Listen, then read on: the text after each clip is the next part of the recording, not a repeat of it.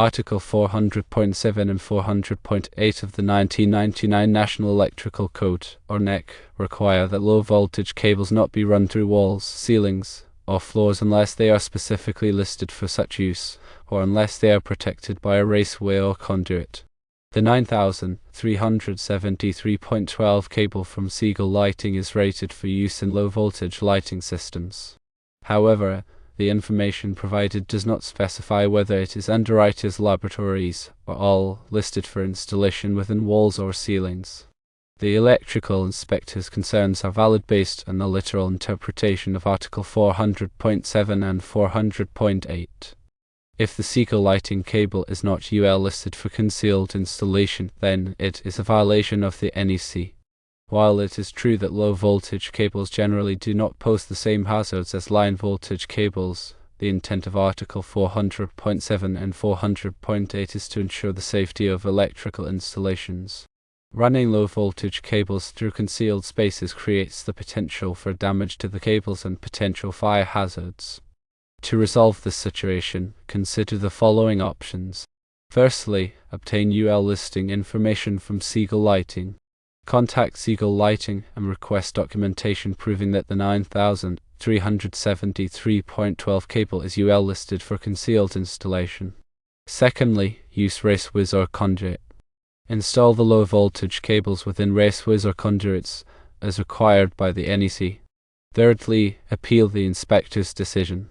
Submit a written appeal to the inspector explaining the industry practice and your belief that the installation is safe despite not meeting the literal requirements of the NEC. Without confirmation from Siegel Lighting regarding the UL listing of the 9373.12 cable for concealed installation, the electrical inspector is justified in citing a violation of the NEC. To understand this situation better, let's delve deeper into the NEC requirements and the implications of using non-listed low-voltage cables in concealed spaces. The NEC serves as the cornerstone of electrical safety in the United States. It's a comprehensive set of guidelines designed to protect people and property from electrical hazards. While it's not a law itself, it's widely adopted by states and municipalities, becoming the legal standard for electrical installation. Article 400 specifically addresses flexible cords and cables. These are the power cords we commonly see on lamps, appliances, and other portable devices. However, the principles outlined in Article 400 extend to low-voltage cables as well, particularly when they are used in a manner similar to flexible cords, such as for powering lighting systems. Article 400.7 and 400.8 lay out restrictions on how these flexible cords and cables can be used. They prohibit using them as a substitute for the fixed wiring of a structure, running them through holes in walls, ceilings, or floors, and concealing them behind building finishes. The underlying reason for these restrictions is safety. Flexible cords and cables are not designed for permanent installation within building structures. They lack the robust insulation and physical protection needed to withstand the rigors of being concealed within walls or ceilings. Concealed cables are vulnerable to physical damage from nails, screws, or other building materials. They can also be exposed to moisture or excessive heat, which can degrade the insulation and create a shock or fire hazard. The NEC recognizes that low-voltage cables, while operating at low voltages, can still pose a risk if not installed properly. Low-voltage systems may not deliver a fatal shock, but they can still cause burns or ignite combustible materials if a fault occurs. The intent of Article 400.7 and 400.8, when applied to low-voltage cables, is to prevent these potential hazards by ensuring that cables are either listed for concealed use or protected by a raceway. A UL listing indicates that a cable has been tested and certified by Underwriters Laboratories, a nationally recognized testing laboratory, or NRTL. UL-listed cables have been evaluated for their ability to withstand the conditions they are likely to encounter in a particular application. For cables intended for concealed installation, this includes testing for resistance to physical damage, moisture, heat, and flame.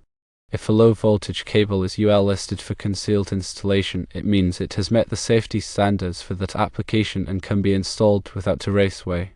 However, if the cable is not UL listed for concealed installation, it must be protected by a raceway. A raceway is an enclosed channel designed to hold and protect electrical wires and cables.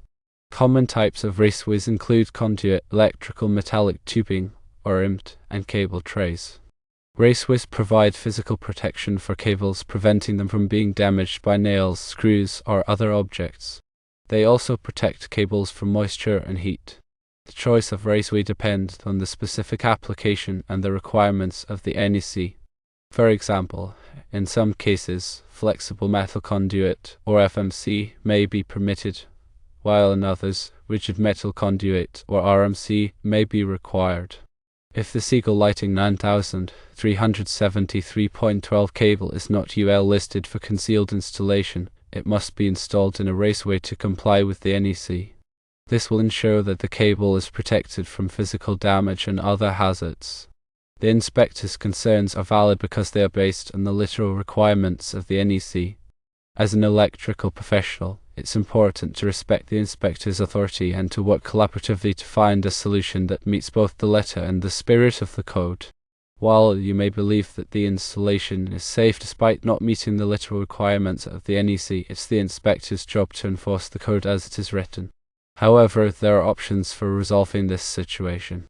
Firstly, obtaining UL listing information from Siegel Lighting is the most straightforward approach. If Siegel Lighting can provide documentation proving that the 9373.12 cable is UL listed for concealed installation, the inspector will likely approve the installation. It's important to obtain official documentation from Siegel Lighting, not just a verbal assurance. The documentation should clearly state that the cable is UL listed for concealed installation and should reference the relevant UL standard.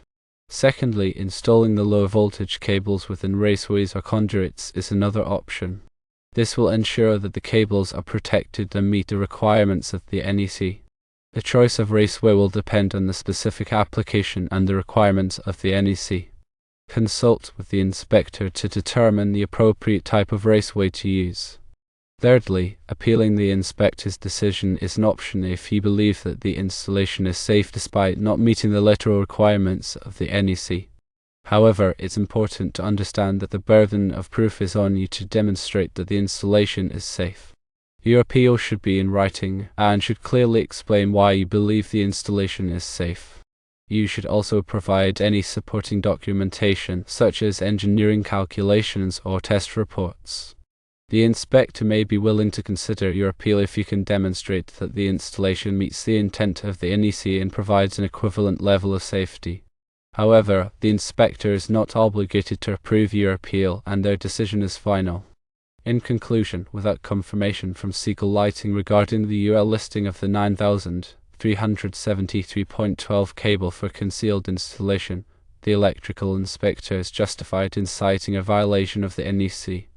To resolve this issue, consider obtaining UL listing information from Siegel Lighting, installing the low voltage cables within raceways or conduits, or appealing the inspector's decision. The NEC also addresses voltage drop in branch circuits and feeders in Informational Note Number 1 of Section 210.19a for branch circuits and Informational Note Number 1 of Section 215.2a3 for feeders. These notes recommend a maximum voltage drop of 3% for branch circuits and 5% for feeders to ensure proper operation of equipment. These are recommendations, not hard requirements, but are good engineering practices. Voltage drop is the decrease in voltage that occurs along a conductor due to its resistance. The longer the conductor and the higher the current, the greater the voltage drop. Excessive voltage drop can cause lights to dim, motors to run slower, and other equipment to malfunction. To minimize voltage drop, use conductors that are large enough for the load and keep the length of the conductors as short as possible. The NEC also contains requirements for grounding and bonding in Article 250. Grounding is the connection of electrical equipment to the earth. Bonding is the connection of metal parts of the electrical system together to create a low impedance path for fault current. Grounding and bonding are essential for electrical safety. They help to protect people from electric shock and to prevent fires. The NEC also addresses overcurrent protection in Article 240. Overcurrent protection devices, such as circuit breakers and fuses, are designed to protect electrical circuits from overloads and short circuits. Overloads occur when too much current is flowing through a circuit. Short circuits occur when there is a direct connection between two conductors of opposite polarity. Overcurrent protection devices will automatically trip or blow when an overcurrent condition occurs, interrupting the flow of electricity and preventing damage to the electrical system. The NEC also contains requirements for wiring methods in Chapter 3. Wiring methods are the ways in which electrical conductors are installed and supported. Common wiring methods include conduit, cable, and wireways. The NEC specifies the types of wiring methods that are permitted for different applications. It also specifies the requirements for supporting and securing the wiring. The NEC also addresses equipment for general use in Chapter 4. This chapter contains requirements for a wide range of electrical equipment such as receptacles, switches, luminaires, and appliances. The NEC specifies the requirements for the installation and use of this equipment. The NEC also addresses special occupancies in Chapter 5. Special occupancies are locations that have unique electrical requirements such as hazardous locations, healthcare facilities, and swimming pools. The NEC specifies the additional requirements that apply to these occupancies. The NEC also addresses special equipment in Chapter 6. Special equipment includes items such as elevators, electric signs, and electric vehicles. The NEC specifies the additional requirements that apply to this equipment. The NEC also addresses communications systems in Chapter 8. Communications systems include items such as telephone, cable television, and data networks. The NEC specifies the requirements for the installation of these systems. It is important to be aware of the NEC requirements for your specific electrical installation. Consult with a qualified electrical contractor or engineer if you have any questions. The NEC is updated every 3 years. Make sure you are using the latest edition of the NEC. In this specific case, the question refers to the 1999 NEC. However, it is essential to consult the most recent edition of the NEC for the latest requirements. To further illustrate the importance of UL listing, consider the following scenario. Suppose a non-UL listed low-voltage cable is installed in a concealed space without a raceway. Over time, the cable's insulation begins to degrade due to heat and moisture. Eventually, the insulation fails and a short circuit occurs. The short circuit creates a spark, which ignites nearby combustible materials such as wood framing or insulation.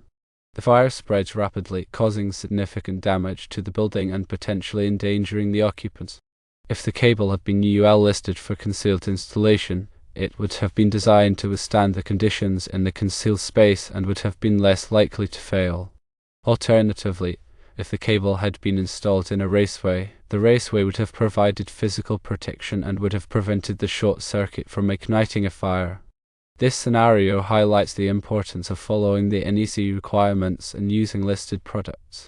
While it may be tempting to cut corners and save money by using non-listed products, the potential consequences can be severe. Electrical safety should always be the top priority. To further clarify the options for resolving the NEC violation, let's consider each one in more detail. Firstly, obtaining UL listing information from Siegel Lighting. This is the most desirable option because it would allow you to avoid the cost and labor of installing raceways. To obtain the UL listing information, contact Siegel Lighting directly. You can usually find their contact information on their website or in their product literature. When you contact Siegel Lighting, be sure to provide the model number of the cable, which is 9373.12. Ask for documentation that specifically states that the cable is UL listed for concealed installation. The documentation should include the UL standard to which the cable was tested. If Siegel Lighting is unable to provide documentation, it is likely that the cable is not UL listed for concealed installation. In that case, you will need to consider the other options. Secondly, installing the low-voltage cables within raceways or conduits. This is a more costly and labor-intensive option, but it will ensure that the installation meets the requirements of the NEC. The type of raceway you choose will depend on the specific application and the requirements of the NEC. Common types of raceways include EMT, FMC, and RMC. EMT is a thin-walled metal conduit that is commonly used for indoor applications. FMC is a flexible metal conduit that is used for applications where flexibility is needed.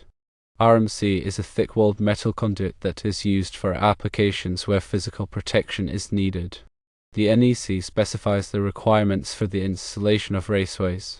Be sure to follow these requirements carefully to ensure that the installation is safe and code compliant.